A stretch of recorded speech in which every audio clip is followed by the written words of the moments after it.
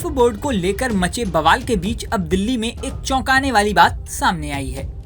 पता चला है कि दिल्ली के 6 मंदिरों पर वक्फ बोर्ड ने अपना दावा ठोक रखा है। कमाल की बात है कि वक्फ बोर्ड के दावे के बारे में साल 2019 में अल्पसंख्यक आयोग की रिपोर्ट में खुलासा हुआ था, लेकिन पब्लिक डोमेन में ये बात अब सामने आई है। एक मीडिया रिपोर्ट में इस बात का खुलासा किया गया है। अल्पसंख्यक आयोग की रिपोर्ट को लेकर अब बवाल मचा हुआ है। जिन मंदिरों पर वक्फ बोर्ड ने दावा किया है, इसमें मंगलापुरी स्थित शिव शक्ति मंदिर, धनौ देवी आश्रम सहित कई मंदिर, मंगलापुरी स्थित काली मंदिर सहित कई बड़े मंदिर शामिल हैं। 2019 की इस रिपोर्ट को दिल्ली अल्पसंख्यक आयोग ने फैक्ट फाइंडिंग रिपोर्ट करार दिया था और the legal status of religious space around west Delhi नाम दिया गया था। इस रिपोर्ट के 159 नंबर पेज पे दावा किया गया है कि दिल्ली के बीके दत्त कॉलोनी स्थित सनातन धर्म मंदिर वक्फ बोर्ड की जमीन पर बना है। ये हाल तब है जब इस मंदिर का निर्माण 14 दिसंबर 1961 में हुआ था। वक्फ बोर्ड के इन दावों के बारे में रिपोर्ट सामने आने के बाद एक बार फिर वक्फ बोर्ड के दावों को लेकर बहस तेज हो गई है। इससे पहले भी इस तरह के कई दावे कई राज्यों में सामने आ चुके हैं, जिनमें मंदिरों या अन्य धार्मिक स्थलों पर वक्फ बोर्ड दावा ठोक चुका है। इसके अलावा कई जमीनों पर वक्फ बोर्ड का रेलवे, रक्षा मंत्रालय सहित अन्य विभागों से भी विवाद चल रहा है। दावा ये भी किया जाता है कि वक्फ बोर्ड के पास देश में तीसरी सबसे ज्यादा लैंड यानी जमीन है। मीडिया रिपोर्ट्स के मुताबिक देश में वक्फ संपत्ति का हिसाब लगाएं तो साल 2006 में देश में कुल वक्फ बोर्ड की संपत्ति 1.2 लाख एकड़ थी। वही ये संपत्ति 2009 में बढ़कर 4 लाख एकड़ से ज्यादा हो गई। 2024 में इसका आंकड़ा 9.4 लाख एकड़ बताया जाता है। हालांकि आपको यहाँ ये भी बता दें कि देश के अलग अलग राज्यों में कई अलग अलग वक्फ बोर्ड हैं और ये सारी संपत्ति टोटल है। वक्फ बोर्ड के अधिकारों को लेकर लंबे समय से बहस भी चलती रही है और वक्फ बोर्ड के अधिकारों को लेकर वक्फ बोर्ड अमेंडमेंट बिल भी संसद में पेश किया जा चुका है। हालांकि ये बिल पास नहीं हो सका और फिलहाल ये बिल जेपीसी के पास है, जिसमें इसे लेकर चर्चा चल रही है।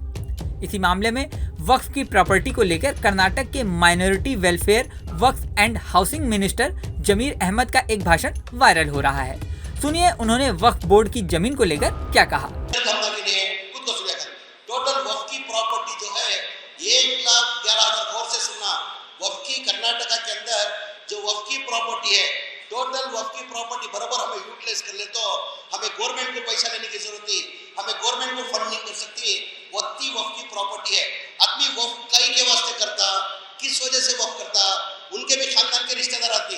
1,11,000 करीब 1,11,000 टोटल वक्फ कर कोई अब तक लेको, अब तक 1,11,000 वक्फ करे।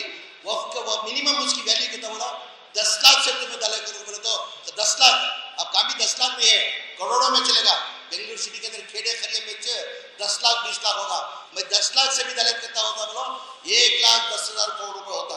कितना 10 लाख से डालिया कर तो ये वक्फ आदमी की करता। उनके खुद के रिश्तेदार होते हुए, उनकी माँ की तरफ रिश्तेदार रहती, बाबा की तरफ रिश्तेदार रहती, बीवी की तरफ रिश्तेदार रहती, होते हुए वक्फ कई को करता।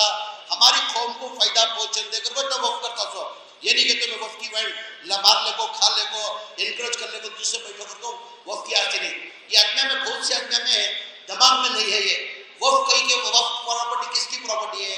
ये तुम्हारी भी नहीं, ये मेरी भी नहीं, ये अल्लाह की प्रॉपर्टी। ये किसकी प्रॉपर्टी है? अल्लाह की प्रॉपर्टी। सभा हशर के मध्य में सभा ये तमाम जिम्मेदार और मुद्दे में सब हर एक आदमी जाको मैं भी इतना जद्दोजहद की कर रहा हूँ, मैं भी इतना जद्दोजहद की कर रहा हूँ। अल्लाह मियाँ मुझे वक्फ मिनिस्टर बनाया। सब हशर के मैदान में जब पूछता जमीर अहमद खान तुझे मैं मिनिस्टर बनाया था, तू मेरी प्रॉपर्टी की, मेरी आस्ती के वास्ते तू प्रॉपर्टी के वास्ते तू हिफाजत नहीं करे को अल्लाह हशर के मैदान में मुझे जवाब देना पड़ता। अल्लाह मियाँ पूछता वैसा अल्लाह मियाँ जो है तुमने सबको पूछता अल्लाह मियाँ। और हमें क्या करती, हमारी खुद की प्रॉपर्टी है। तो अब प्रॉपर्टी कितनी है? 1,11,000 एकड़ हमारी वक्फ की प्रॉपर्टी है। उसके अंदर कितनी है बोलो, हमारे हाथ के अंदर टोटल, हमारे हाथ के अंदर है सोचे टोटल 1,08,670 पर तो एकड़ जगह है। सो उसके हमारे हाथ में कितनी है बोलो, हमारे हाथ में कितनी है? वक्फ के हाथ में कितनी है प्रॉपर्टी? 1,08,000 के अंदर खाली 23,620 एकड़ हमारी हाथ में है। सो 80 पर 5,000 एनक्रोचमेंट है। 80 पर 5,000 एनक्रोचमेंट है। मैं यहाँ के बैठे हुए तमाम मुद्दों ने इसको जिम्मेदारों को मैं पूछना चाहता हूँ। हमारी खुद की प्रॉपर्टी है तो हम लोग एनक्रोचमेंट करें तो छोड़ के एनक्रोचमेंट करे तो छोड़ के हमें लोग हमारी खुद की प्रॉपर्टी कौन की जाए एनक्रोचमेंट कर क्या करते हैं, उसे क्या करको जद्दोजहद करको उसे खाली करको हमें लेने की जद्दोजहद कोशिश करते कि नहीं करते, नहीं करते क्या करते हैं, कितने भी पैसे खर्चा होंगे कोर्ट को जाको लड़को तो भी हमें लोगों को प्रॉपर्टी लेती, किसकी प्रॉपर्टी रहती, तो हमारी प्रॉपर्टी रहती। आज मैं तुम लोगों को पूछना चाहता हूँ, जब अल्लाह की प्रॉपर्टी को तुम्हें ये काम की नहीं कर रही तुम्हें लोग, जब अल्लाह की प्रॉपर्टी है सब अल्लाह की प्रॉपर्टी को तुम्हें की अपनी प्रॉपर्टी नहीं समझते, तुम्हें ये आखिरत में तुम्हारी प्रॉपर्टी तुम्हें बचा लगेगा तो हशर के मैदान में जाकर तुम्हें जवाब देना नहीं पड़ता।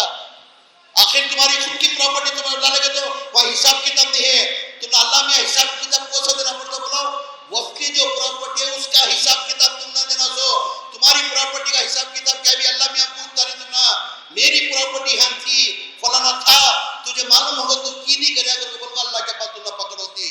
बहुत से आदमी में क्या है मंजे क्या बा लेना देना, कौन की वक्फ बोर्ड की प्रॉपर्टी के अंदर खाले को बैठा, कौन की वक्फ बोर्ड के अंदर बैठा उसका फायदा उठा रहा, मंजे क्या लेना देना तुमको मालूम होगा, अगर चुप बैठो तो उन्हें जितना गुनहगार है उससे 2% गुना तुम्हें लोगों को गुनहगार होती, क्योंकि तो अल्लाह तुमना भी पूछता हो, अल्लाह पूछता तुमना कि भाई मेरी प्रॉपर्टी तू मुझे मालूम था कि फलाना बैठा था तो तुझे जद्दोजहद करको तू कोशिश करको तू खाली करा सकता था, तू खाली नहीं करा करको, तुम्हें जितना उन्हें गुनहगार है उतना गुनहगार तुम्हें भी होती।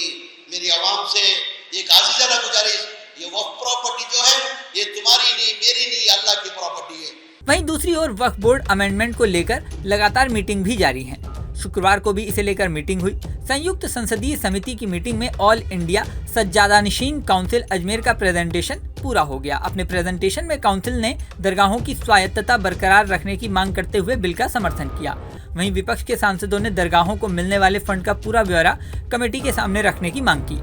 इसके साथ ही असदुद्दीन ओवैसी ने सज्जादानशीन की पुश्तैनी परंपरा को अवैध ठहराते हुए काउंसिल की अहमियत पर भी सवाल उठाया। काउंसिल ने अपने जवाब में साफ तौर पर कहा कि कोर्ट में ये मामला उनके हक में आ चुका है। अब जेपीसी की रिपोर्ट कब तक आती है और उसमें क्या तय होता है, संसद में वक्फ बोर्ड अमेंडमेंट बिल पास हो पाता है या नहीं, इन सब सवालों के जवाब तो समय देगा। लेकिन ये साफ है कि जब तक इस मामले का ठोस समाधान नहीं होता तब तक दिल्ली के मंदिरों जैसे विवाद सामने आते रहेंगे। इस वीडियो में फिलहाल इतना ही, लेकिन जाने से पहले सबसे जरूरी बात, हमारे चैनल न्यूज नेशन को आपने अगर सब्सक्राइब नहीं किया है तो सब्सक्राइब कर लें। इसी के साथ स्क्रीन पर दिख रहा बेल आइकन प्रेस कर दें जिससे हमारे नए नए वीडियोस की नोटिफिकेशन आपको मिलती रहे। मिलते हैं नेक्स्ट वीडियो में, बने रहें न्यूज नेशन के साथ। न्यूज नेशन अब व्हाट्सएप पर खबरों के ताजा अपडेट के लिए न्यूज नेशन के इस QR कोड को स्कैन करें।